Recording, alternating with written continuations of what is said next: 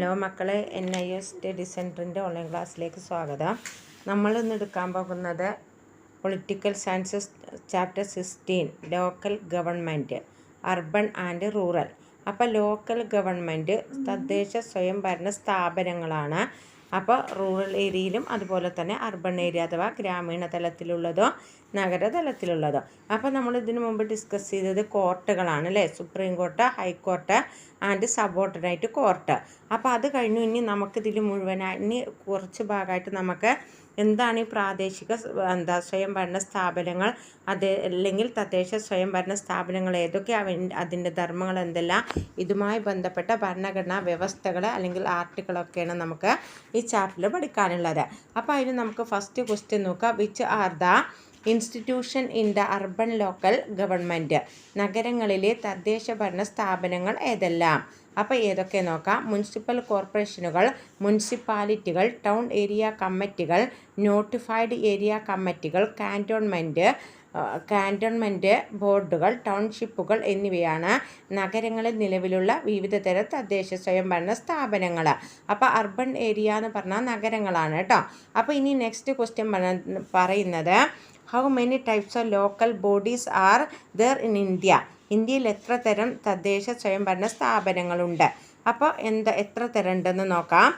നിലവിൽ 3 തരം തദ്ദേശ സ്വയംഭരണ സ്ഥാപനങ്ങളാണ് ഇവിടെ ഉള്ളത്, നമ്മുടെ രാജ്യത്ത് നിലവിലുള്ളത്. ഒന്ന്, വൻ നഗരങ്ങളിലെ മുനിസിപ്പൽ കോർപ്പറേഷനുകൾ.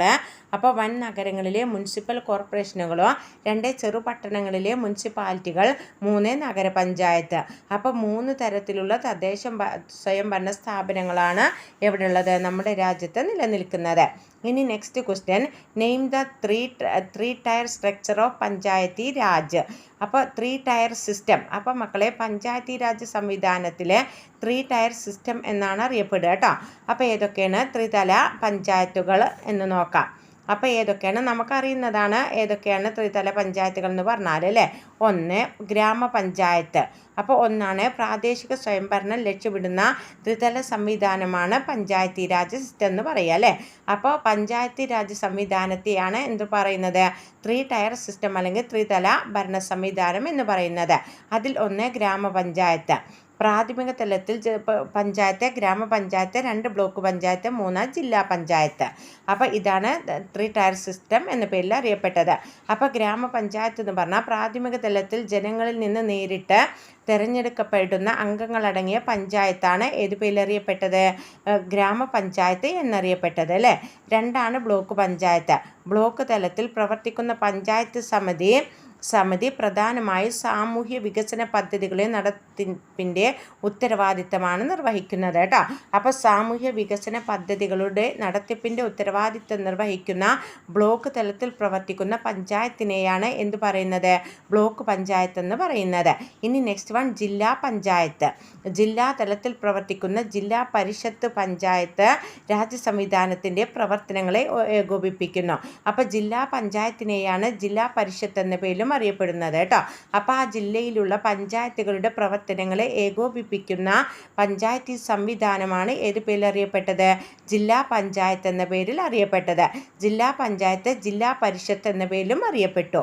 ഇനി അടുത്ത ക്വസ്റ്റ്യൻ നമ്മൾ പറയുന്നത്, what were the major reforms introduced by the 74th amendment constitutional amendment act. അപ്പോൾ മക്കളെ, ഇത് നമുക്ക് ഈ ചാപ്റ്ററിൽ ഒരു ഇമ്പോർട്ടൻറ്റ് ക്വസ്റ്റ്യൻ ആണ്.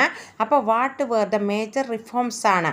അപ്പോൾ പ്രധാനപ്പെട്ട റിഫോംസുകൾ അല്ലേ, പരിഷ്കാരങ്ങളാണ് introduced by the 74th constitution amendment. അപ്പോൾ 74ാം ഭരണഘടനാ ഭേദഗതി നിയമമനുസരിച്ച് നഗര സ്വയംഭരണ സംവിധാനത്തിൽ വന്ന മാറ്റങ്ങൾ എന്തൊക്കെ? അപ്പോൾ നഗര സംവിധാനത്തിന് വേണ്ടിയുള്ള നമ്മുടെ ഭരണഘടനാ ആർട്ടിക്കിൾ അല്ലെങ്കിൽ വകുപ്പാണ് 74ാം ഭരണഘടന എന്ന പേരിലും, പഞ്ചായത്തി സംവിധാനത്തിനുള്ള ഭരണഘടനാ ആർട്ടിക്കിളാണ് 73rd കോൺസ്റ്റിറ്റ്യൂഷണൽ അമെൻഡ്മെൻറ്റ് ആക്ട് എന്ന പേരിലും അറിയപ്പെട്ടത് കേട്ടോ. അപ്പോൾ നിങ്ങൾ അവിടെ നിന്ന് മാർക്ക് ചെയ്ത് കൊടുക്കുക.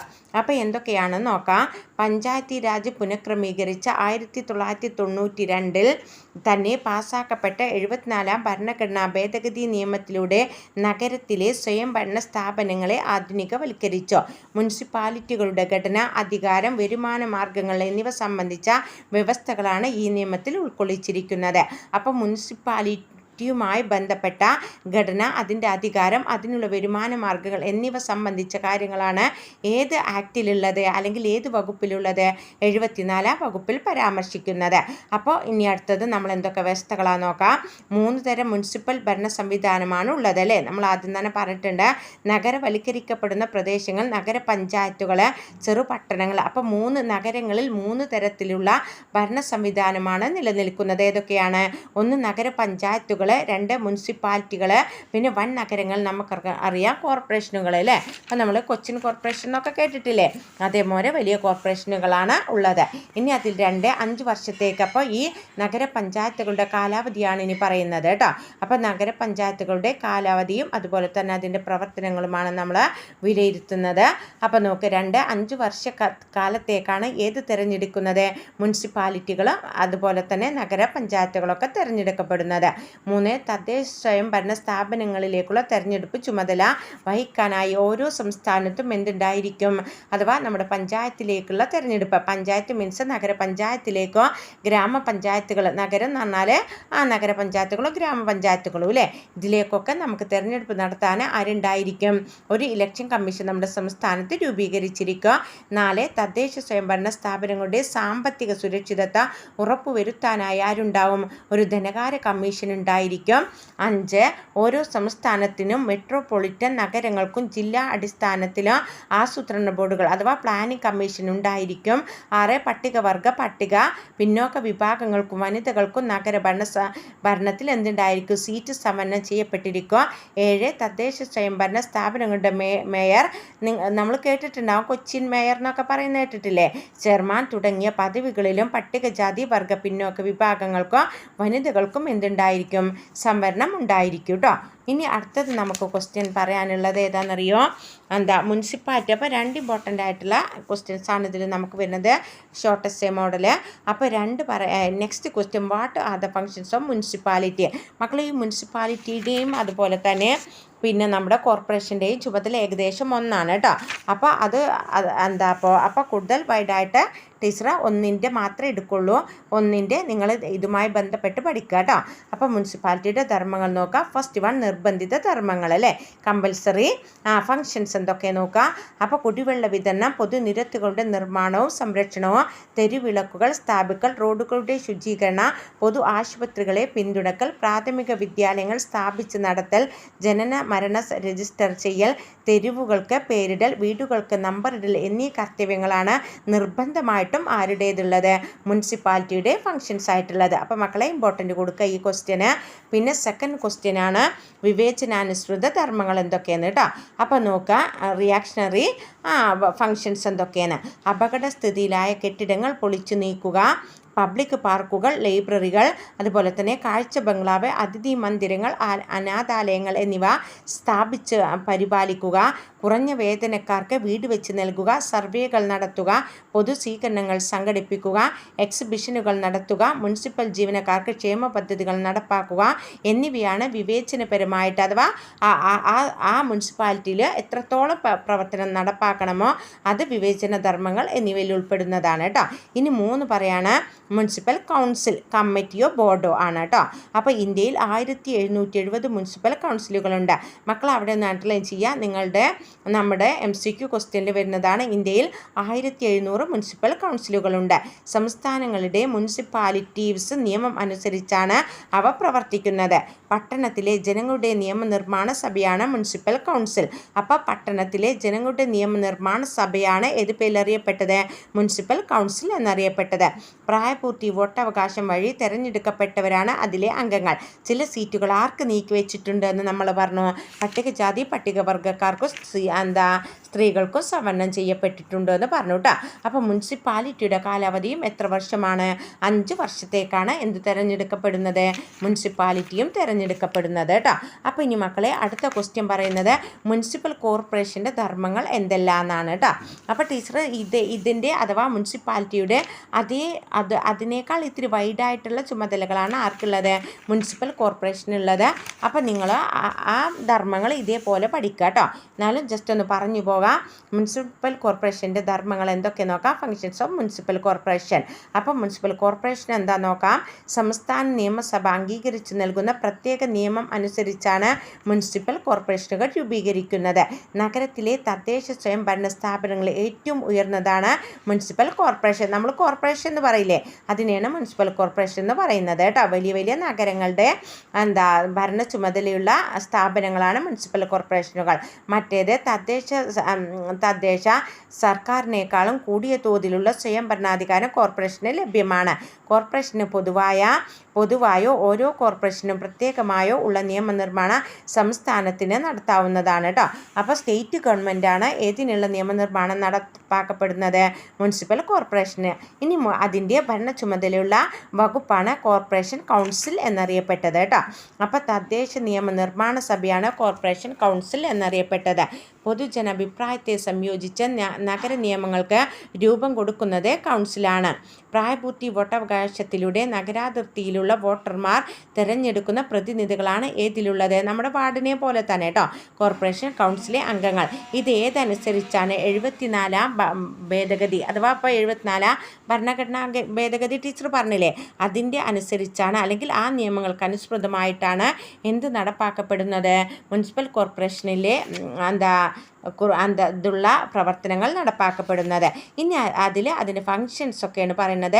ഫസ്റ്റ് വൺ ഒബ്ലിഗേറ്ററി ഫങ്ഷൻസ് ആണ്, നിർബന്ധിത ധർമ്മങ്ങൾ. അത് മുനിസിപ്പാലിറ്റിയുടെയും ഒരേപോലെ തന്നെയാണ്.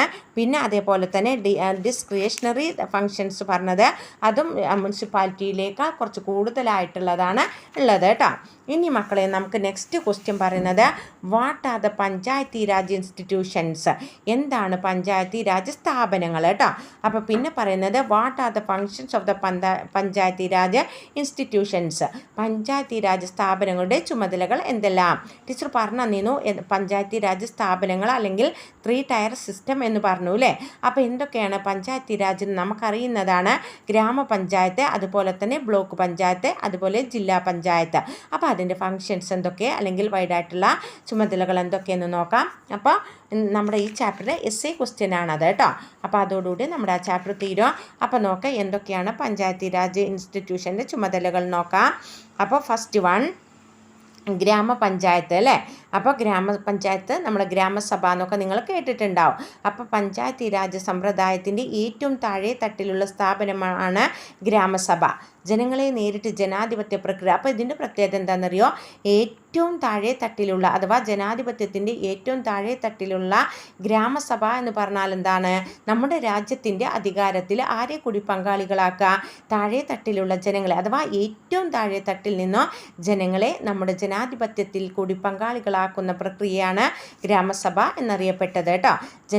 അതുകൊണ്ട് തന്നെ ഒരു ഗ്രാമപഞ്ചായത്തിൻ്റെ പ്രാദേശിക അതിർത്തിക്കുള്ളിൽ താമസിക്കുന്ന എല്ലാ പ്രായപൂർത്തിയായ പൗരന്മാരും ഗ്രാമസഭയിലെ അംഗങ്ങളാണ്. ഇത് ഗ്രാമപഞ്ചായത്തിൻ്റെ ഒരു നിയമനിർമ്മാണ സമിതിയായി പ്രവർത്തിക്കുന്നു അല്ലേ. അപ്പോൾ ഇനി നെക്സ്റ്റ് നോക്കുക നമ്മൾ ഗ്രാമപഞ്ചായത്തിൻ്റെ ഫങ്ഷൻസ് ഓഫ് ഗ്രാമപഞ്ചായത്ത്. അപ്പോൾ എസ്സേ ക്വസ്റ്റ്യൻ ആണ് കേട്ടോ. അപ്പോൾ അതിൻ്റെ ചുമതലകൾ എന്തൊക്കെ നോക്കുക? ശുചീകരണം, അഴുക്കുചാൽ പദ്ധതി, കുടിവെള്ള വിതരണ, പിന്നെ പറയാം തെരുവിളക്കുകൾ തുടങ്ങിയവയുടെ നടത്തിപ്പ്, മറ്റ് വികസന പ്രവർത്തനങ്ങൾ 1. അപ്പോൾ പിന്നെ അതിൻ്റെ രണ്ടാമത്തെ പ്രവർത്തനങ്ങൾ പൊതുനിരത്തുകളുടെ നിർമ്മാണം, അറ്റകുറ്റപ്പണികളും പരിപാലനവും, സഹകരണ സംഘങ്ങളുടെയും കുടിൽ ചെറുകിട വ്യവസായങ്ങളുടെയും ഉയർച്ച, പിന്നെ നഗരപരമായിട്ടുള്ള ഗ്രാമപഞ്ചായത്തിൻ്റെ ചുമതലകൾ കേട്ടോ. ചില നഗരങ്ങളിലും അഥവാ കുറച്ച് വലിയ നഗരങ്ങൾ അല്ലെങ്കിൽ പട്ടണങ്ങളിലൊക്കെ ഗ്രാമപഞ്ചായത്തിൻ്റെ അതിർത്തിയിൽ വരും. അപ്പോൾ ഇതിൻ്റെ ചുമതലകളാണ് പറയുന്നത്. 3 അനുയോജ്യമായ തൊഴിലുകളും പൊതുജന പ്രവർത്തികളും പ്രദേശത്തിൻ്റെ ഉന്നതിക്ക് വേണ്ടി സംഘടിപ്പിക്കുന്നു. പിന്നെ അതിലുള്ള ഭരണപരമായ ചുമതലകൾ എന്തൊക്കെ നോക്കാം. നിയമപ്രകാരമുള്ള നികുതികൾ. അപ്പം നിങ്ങൾ ഫങ്ഷൻസ് ഓഫ് പഞ്ചായത്ത് എന്ന് ചോദിച്ചാൽ powers and functions of panchayat എന്ന് ചോദിച്ചാൽ നിങ്ങൾ ഈ ക്വസ്റ്റ്യനാണ് ആൻസർ ചെയ്യേണ്ടത് കേട്ടോ. അപ്പോൾ നോക്കാം, നിയമപ്രകാരമുള്ള നികുതികൾ, വാടകകൾ, ഫീസുകൾ എന്നിവ ചുമത്തുകയും തിട്ടപ്പെടുത്തുകയും ശേഖരിക്കുകയും ചെയ്യുക. ജനനം, മരണം, വിവാഹം എന്നിവയുടെ രജിസ്ട്രേഷൻ നടത്തുക. പിന്നെ 2 അതിൻ്റെ ഭരണപരമായ ചുമതലകൾ ഭൂപരിഷ്കരണ നടപടികൾ നടപ്പാക്കുന്നതിൽ സഹായിക്കുക. 3 പൊതു ടാങ്കുകളുടെ നിർമ്മാണവും പരിപാലനവും. 4 ഗ്രാമത്തിലുള്ള സ്ഥാപനത്തിൻ്റെയും മറ്റ് സമ്പത്തുകളുടെയും സഹകരണാടിസ്ഥാനത്തിലുള്ള മേൽനോട്ടത്തിനുള്ള ക്രമീകരണങ്ങൾ ഏർപ്പെടുത്തുക. പിന്നെ അതിൻ്റെ ക്ഷേമ വെൽഫെയർ പ്രൊസീജിയറാണ് പറയുന്നത് കേട്ടോ. അല്ലെങ്കിൽ വെൽഫെയർ ഫങ്ഷൻസ് എന്തൊക്കെ നോക്കാം. ക്ഷേമ നടപടികൾ, പ്രാഥമികവും സാമൂഹികവും തൊഴിൽപരമായ വിദ്യാഭ്യാസം. 2 സ്ത്രീകൾക്കും വികലാംഗർക്കും ക്ഷേമ നടപടികൾ. അപ്പം മക്കളെ ഇത് നിങ്ങൾക്ക് ഒന്നിച്ചൊരു പാരഗ്രാഫായിട്ട് എഴുതാം. ഈ 1 by 1 ആയിട്ട് പോയിന്റ് ഇട്ട് എഴുതിലാണ് കൂടുതൽ മാർക്ക് കിട്ടുക കേട്ടോ. അപ്പോൾ പഞ്ചായത്തിൻ്റെ ചുമതലകൾ കേട്ടോ. ഗ്രാമപഞ്ചായത്തിൻ്റെ ചുമതലകൾ എന്ന ക്വസ്റ്റ്യനാണ് ഇത് നമ്മൾ ആൻസർ ചെയ്യേണ്ടത്.